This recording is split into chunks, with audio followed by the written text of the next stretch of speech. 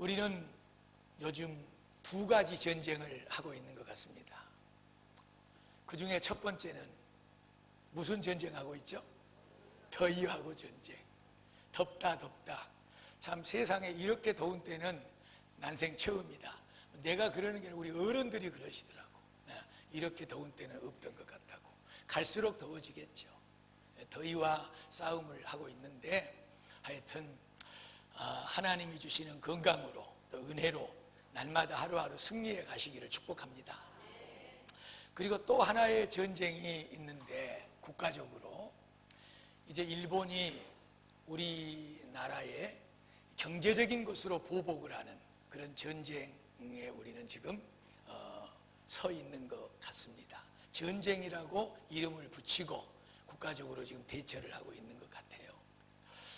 며칠 후 목요일이 되면 우리나라가 일제로부터 해방을 한 지 74주년이 됩니다. 그래서 아마 광복절을 이제 생각하지 않는다고 할지라도 우리 대한민국 국민이라고 한다면 누구나가 다 현재 시국에 대해서 염려하고 같이 걱정하고 또 기도하고 있고 도대체 지금 이런 일들이 무슨 일들인가 하고 여러 가지 면에서 궁금해하는 그런 사항들도 많이 있을 것입니다.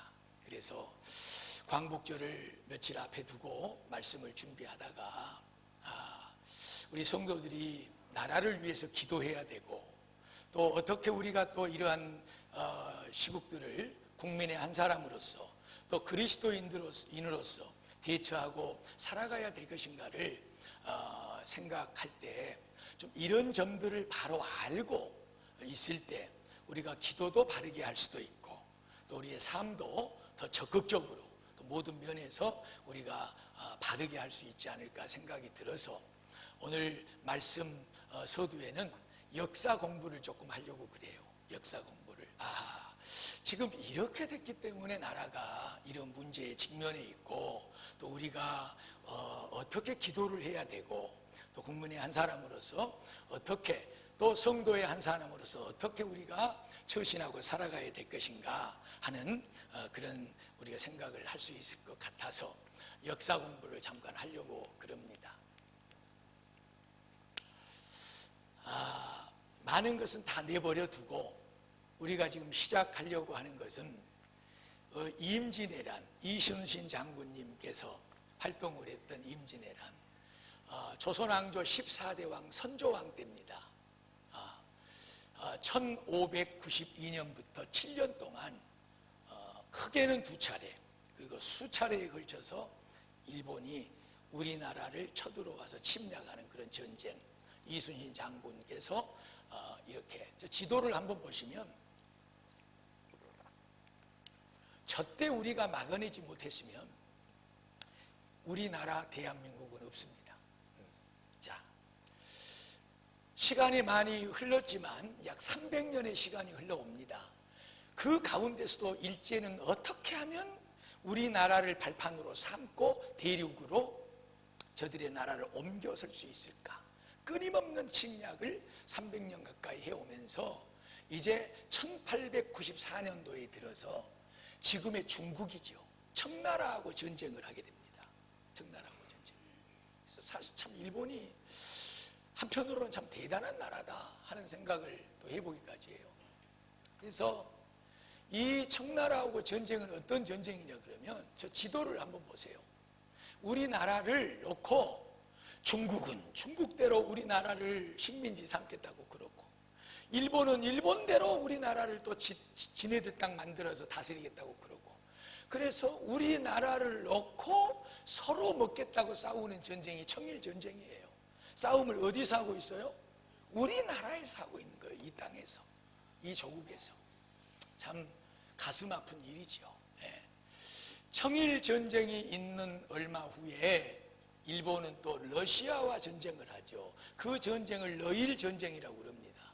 러시아와 전쟁을 1904년도부터 5년도까지 또 이때도 마찬가지요. 러시아는 러시아대로 우리나라를 자기들이 갖겠다고 그러고 또 일본은 절대로 이 조선을 너희들에게 넘겨줄 수 없고 본래 조선은 우리 것이다 하는 이런 생각을 가지고 있던 나라죠. 그래서 이 전쟁이 또 우리나라 땅에서 피 터지게 이루어집니다. 손해는 누가 보고 있어요? 우리가 보고 있는 거죠. 우리가. 네. 뭐 간단하게 지금 넘어가고 있지만 너무너무 이거 많은 일들이 이 속에는 들어 있습니다, 여러분. 이때 몇 년도예요? 905년도에 무슨 일이 일어나냐 그러면 을사늑약이라고 하는 것이, 이 을사년 늑약, 강제로 억지로 조약을 맺는 일이라 그래서 늑약이라고 그래요. 이것이 일본 국가로부터 우리나라하고 체결이 됩니다. 굉장히 중요한 거예요. 이 을사늑약이 뭐냐 그러면 이 억지로 맺은 조약이라고 말이죠.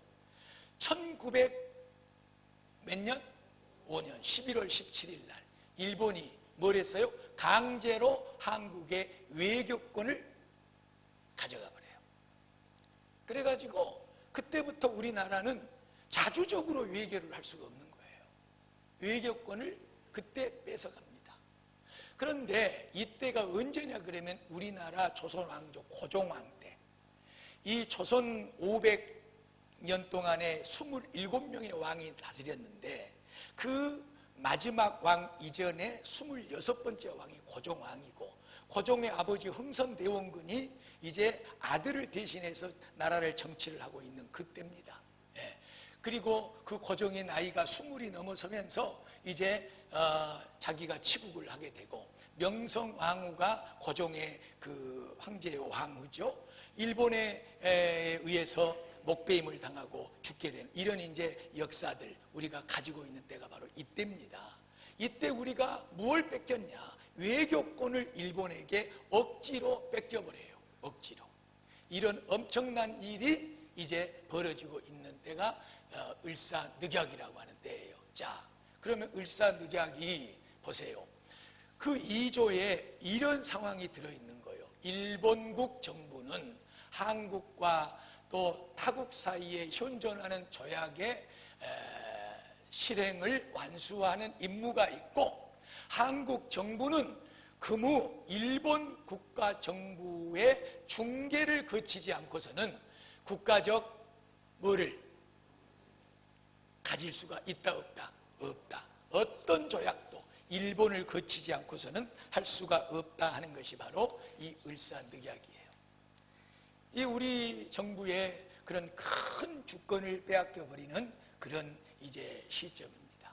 그러고 나서 이 을사늑약 후에 경술치국이라고 하는 치욕적인 날이라 그래서 치국이라고 해요. 국가가 엄청난 수치의 날이라 그래서 이 경술년에 이루어진 이 치국의 날.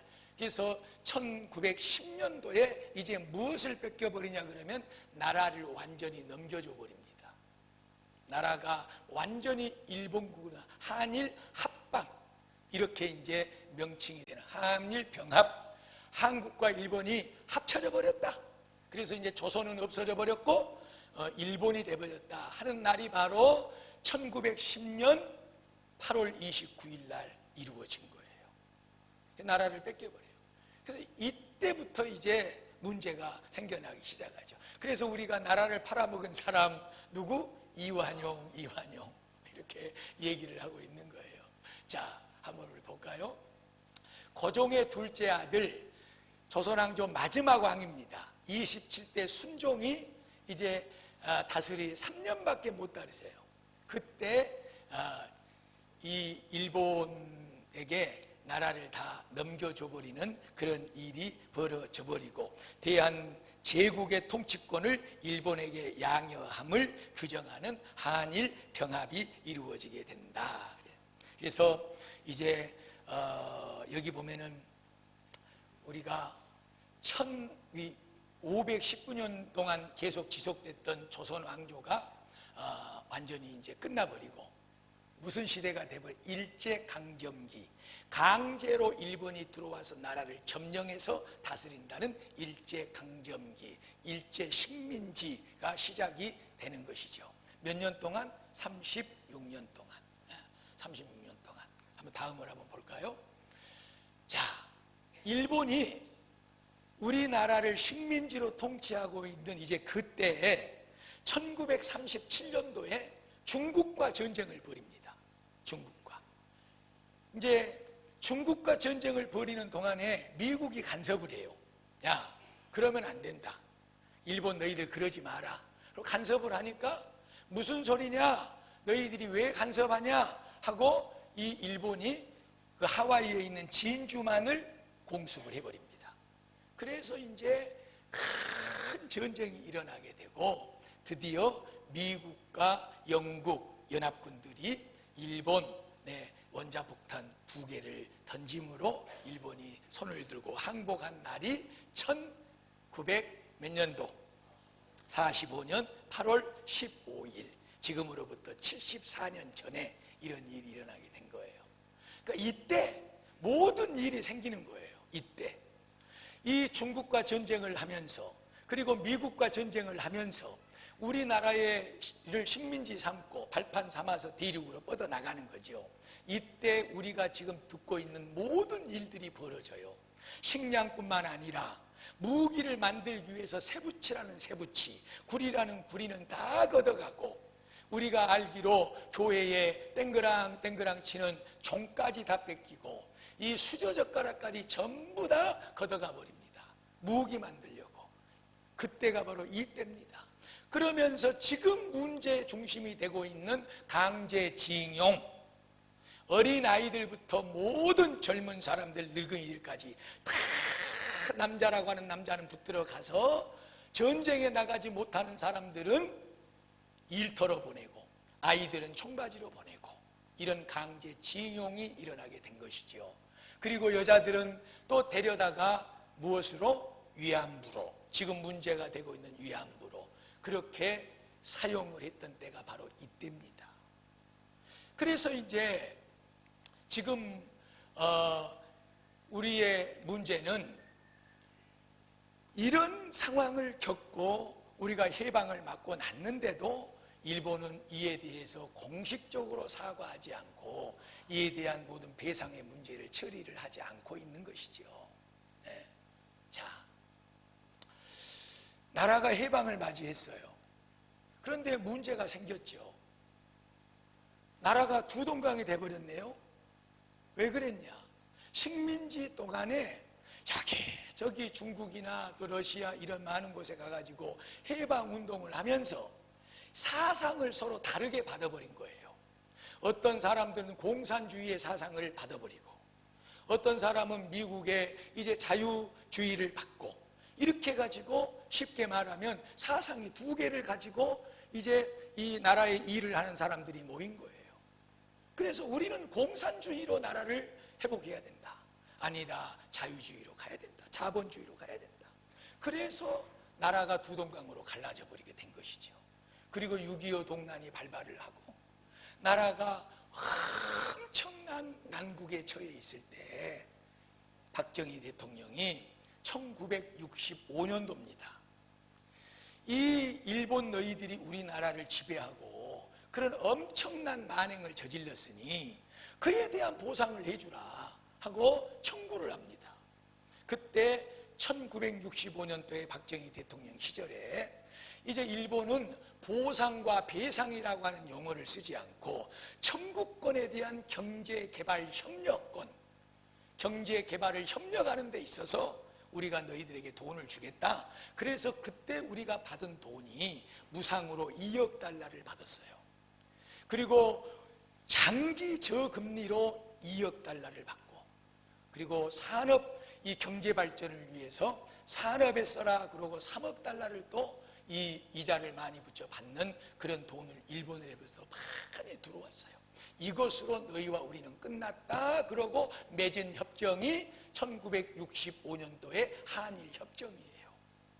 그런데 지금 우리가 들어서서 그것은 있을 수가 없는 일이고 잘못된 것이다 하고, 우리 지금 그때 징용에 끌려가서 강제적으로 일하고 했던 사람들이 우리 보상받아야 된다 하고 국가에다가 이것을 상소를 하니까 나라 대법원에서 맞다, 일본은 당연히 그때 끌고 가서 일을 시켜먹고 이 징용했던 사람들에게 배상을 해줘야 된다고 판결을 내리게 된 거예요. 일본은 그것을 받아들일 수 없다. 그리고 위안부 문제도 얼마 전의 일입니다, 여러분. 위안부 문제도 2015년도 12월 28일 날 박근혜 정권 시절에 일본과 같이 돈 10억 엔입니까? 10억 엔. 우리나라 돈으로 108억 원. 108억 원을 받아서 그때 당시에 살아있는 위안부 또 관계되어 있는 가족들에게 약 40억 정도를 풀어서 다 이렇게 나누어주고 60억 정도를 가지고 있고 그것으로 지금 뭐 어떤 것을 이렇게 짓고 하는 이런 것들을 남겨뒀지 않습니까? 정권이 바뀌면서 이렇게 해서 우리가 안 된다 하고 이 관계자들이 위안부에 관계된 가족들이나 또 나라에서 들고 일어서니까 지금 현재 이 정권이 이것을 우리가 받을 수 없다. 돈 다 갖다 둬버리자 하고 이 10억 엔, 108억 원에 대해서 갖다가 이제 줘버리자.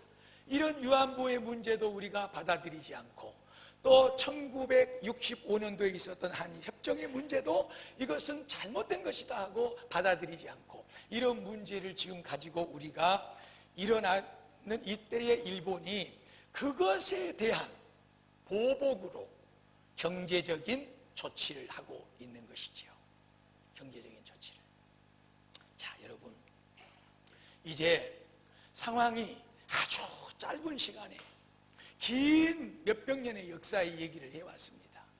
끊임없이 일본은 우리 민족을 괴롭혀왔고 지금 오늘까지도 우리는 일본 앞에 약소국가로서 어려운 처지에 처해 있습니다.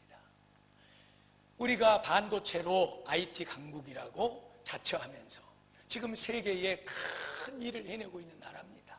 그런데 우리가 이렇게 열어놓고 보니까 아하, 그것을 만들어내는 핵심 부품이 전부 다 일본에서 오고 있구나 하고 지금 우리가 이 현실을 알게 된 것이죠.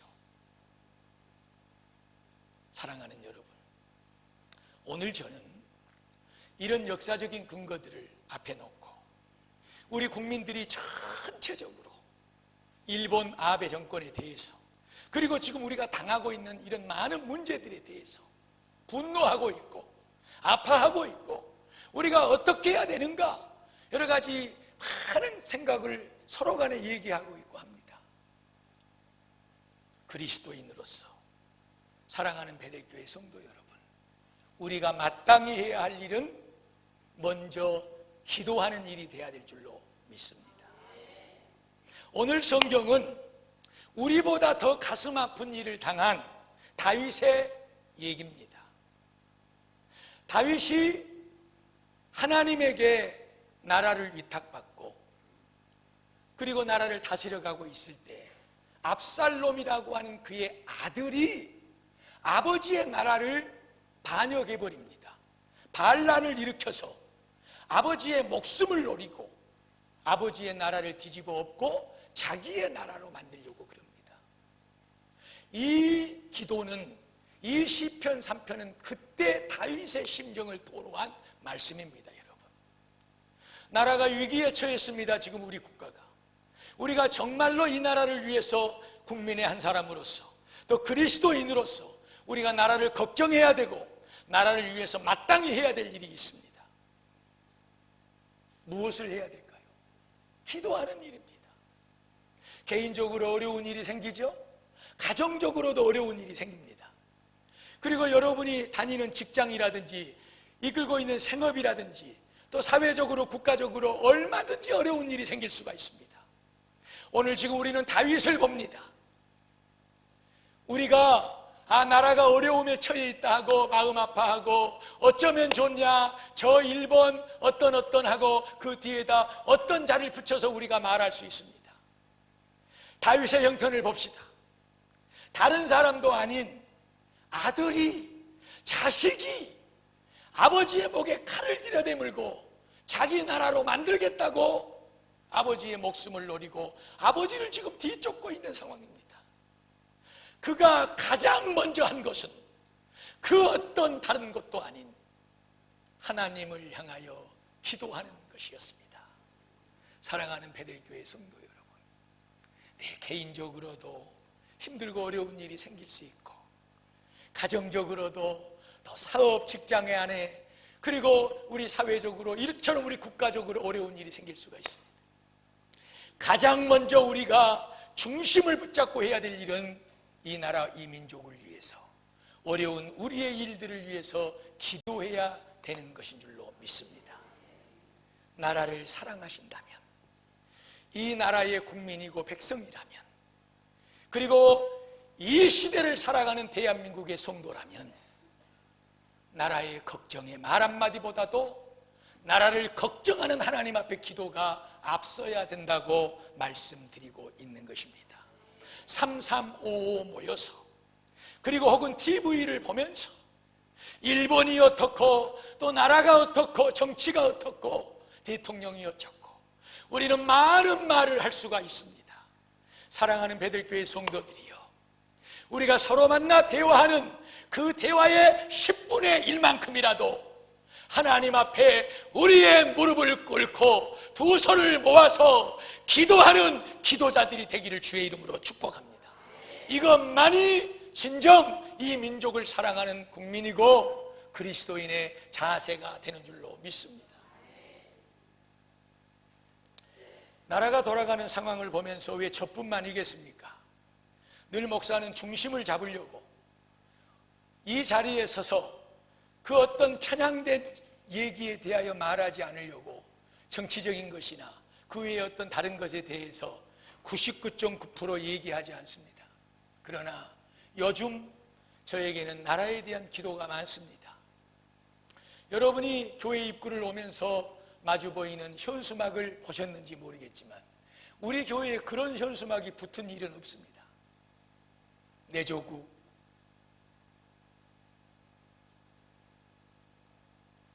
대한민국을 사랑합니다. 정말로 대한민국을 사랑하는 국민이라면, 그리고 우리가 그리스도인이라면 이 나라, 이 민족의 형편을 놓고 기도해야 됩니다. 더 많이 기도하는 베델교회가 되어야 될 줄로 믿습니다. 사랑하는 여러분, 다윗이 오늘 1절에 보니까 하나님, 왜 그렇게 원수가 많은지요? 왜 그렇게 나를 잡아 죽이려고 하는 사람들이 많은지요?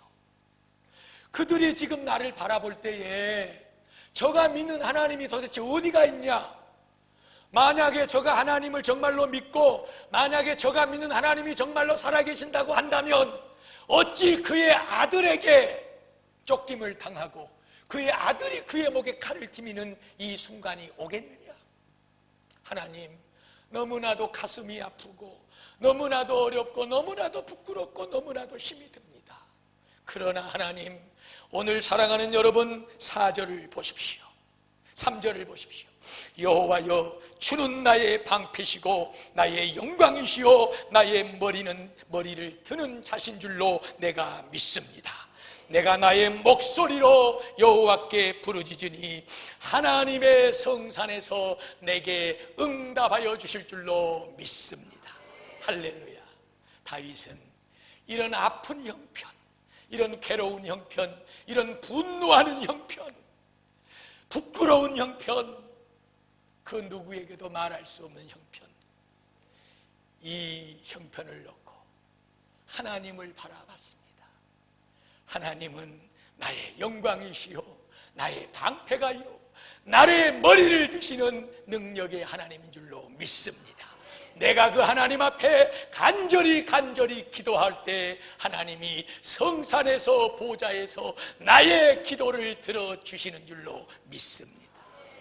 그러므로 천만인이 나를 둘러 진친다 할지라도 하나님 아버지, 나는 두려워하지 않을 것입니다. 기도하는 사람들은, 하나님의 능력을 믿고 의지하는 사람들은 죽음의 직전에, 아니 죽음의 순간에도 두려워하지 않을 줄로 믿습니다. 전능하신 하나님이 나의 아버지가 되시고 우리의 하나님이 되시고 지금도 성산에서 나의 기도를 들어주시고 그 능력의 팔로 이 민족과 국가와 우리 사회와 우리 가정과 우리 개인을 하나님은 지켜주고 계신 줄로 믿습니다. 이 믿음을 가지고 기도하는 사람들은 그 어떤 나라가 그 어떤 문제로 그 어떤 것으로 이 민족을 짓밟아 온다고 할지라도 두려워할 것 없도다. 능력의 하나님께서 함께 하시기 때문이로다. 할렐루야. 성도 여러분, 8절 7절 말씀을 보십시오.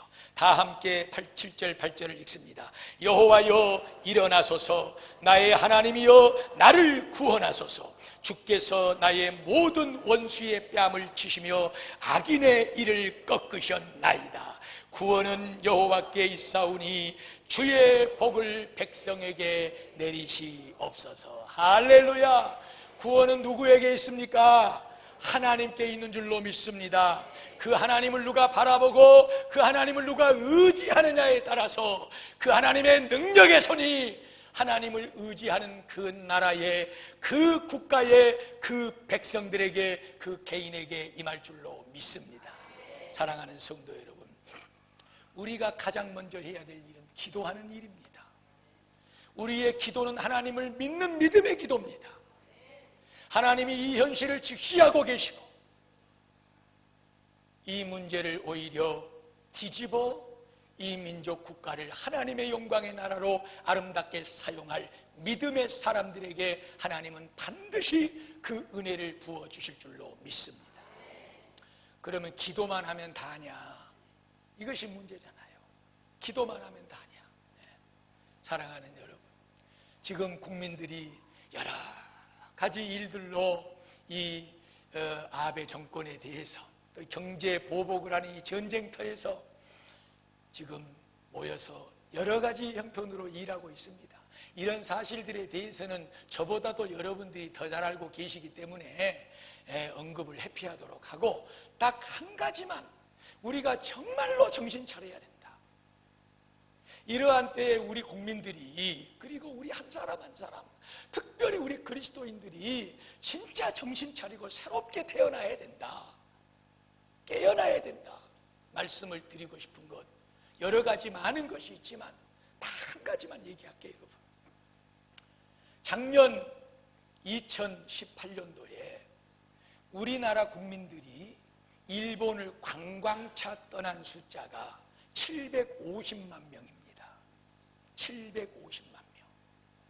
일본 가서 관광을 하는데 쓴 돈이 6조 4천억 원입니다.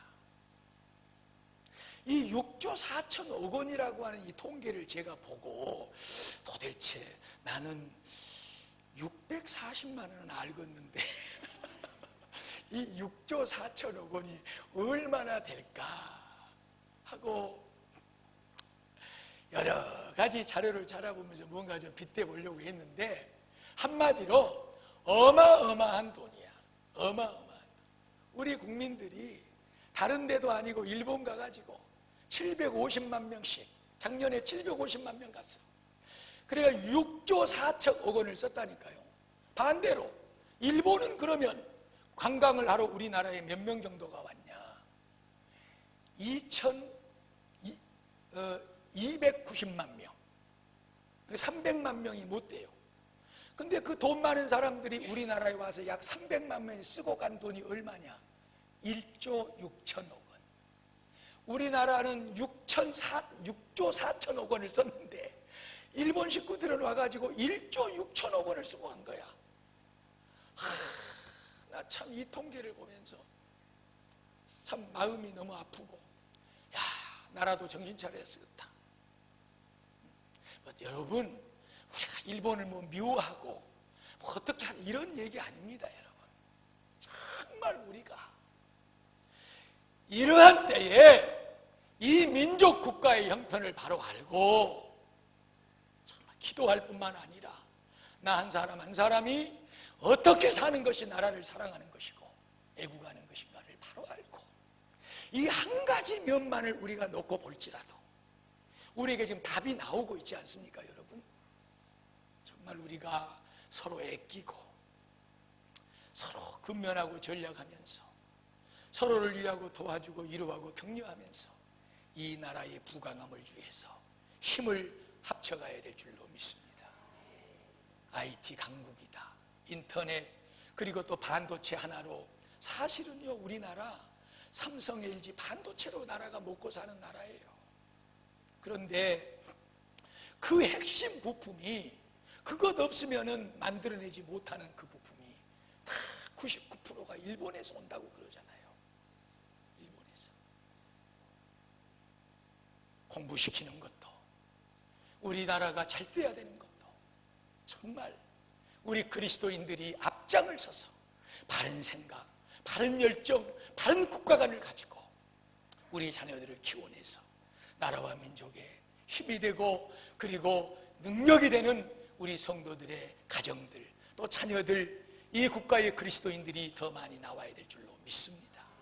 오늘 8.15 광복절을 앞에 놓고 사랑하는 성도 여러분들에게 역사 공부 조금 하면서 이러한 때에 우리가 뭘 어떻게 해야 되겠느냐 딱 한마디입니다.